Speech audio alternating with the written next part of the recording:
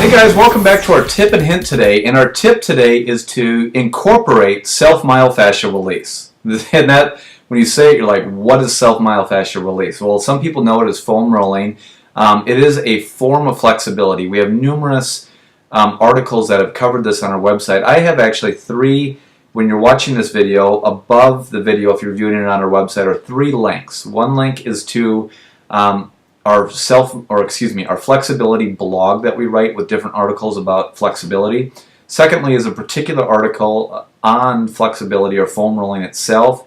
And finally is a place where to get a foam roller. So the items that we want to look at today is we have a foam roller here, and we also have what we call a trigger point release tool.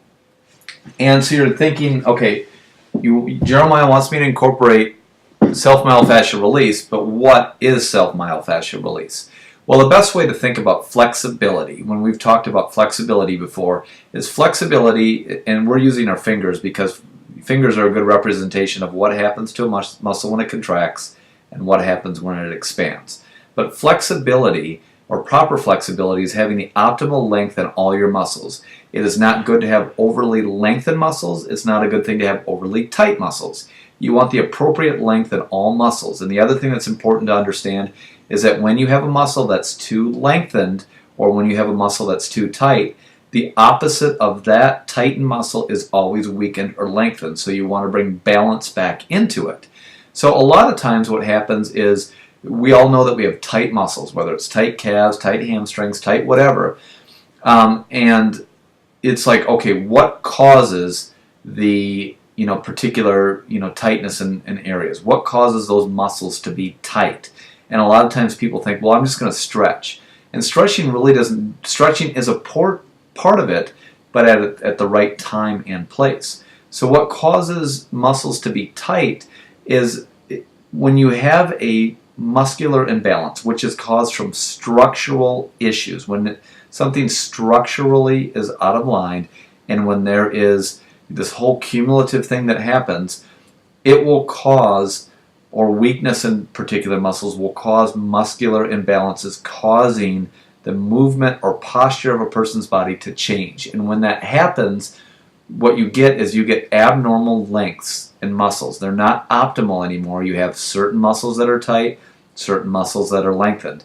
And what happens is the brain will start receiving signals saying, okay, this is the way the body is supposed to move. Now it is changing, so I need to give a neural response to that muscle to change movement, to adapt to what's happening.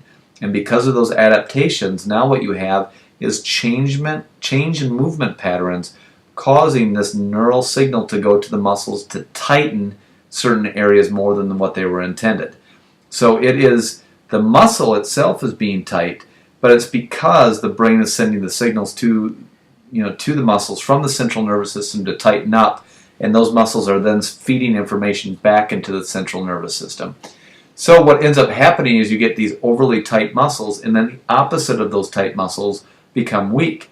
And the only way to get those muscles to loosen up is to stop all that neural drive to you don't want to stop neural drive, but you want to stop the over neural drive to those areas. So you want to cause the muscles to loosen up.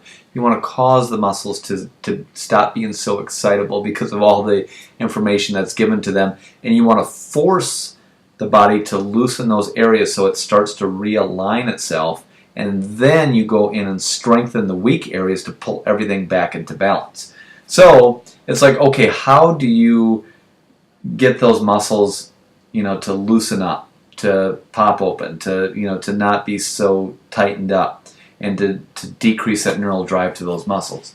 Well, it's done through foam rolling or trigger point release. And the articles will tell you more in depth, but essentially what you do is you identify where the tight muscles are, and a lot of people it's in their calves, their lower legs, in their hips, down through their IT band, and their lats, through their upper back. Those are the most common tight areas. And what you do is you take either the foam roller or I'm just going to pull it right up in my lap here, or the trigger point release, and you apply pressure to the tender areas, and once you get onto a tender area, you push into it, hold it statically on those tender areas, and it will gradually start, you'll feel it start releasing and relaxing.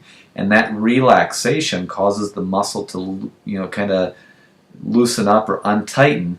And then from there, that is when you go in and then stretch the muscle out to try to lengthen it.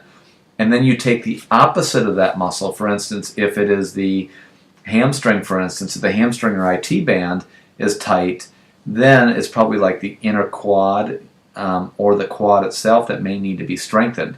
And that's where us as yourvirtualfitness.com, an appropriate fitness professional, can help identify tight versus weak muscles, and if you foam roll, what areas need to be strengthened.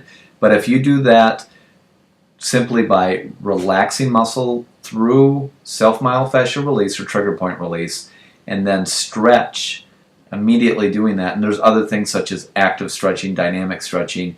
If you do that, and then have someone teach you what muscles need to be strengthened, that's going to help do something what we call corrective flexibility, getting your body to become more flexible and get those muscles from going from being imbalanced to back to their optimal lengths. The reason why we use foam rollers in this is the foam roller is great for getting into large areas like your calves, your IT band, places like that, your lats, where it's hard to foam roll your neck, it's hard to foam roll the bottom of your arms, it's hard to foam roll your chest.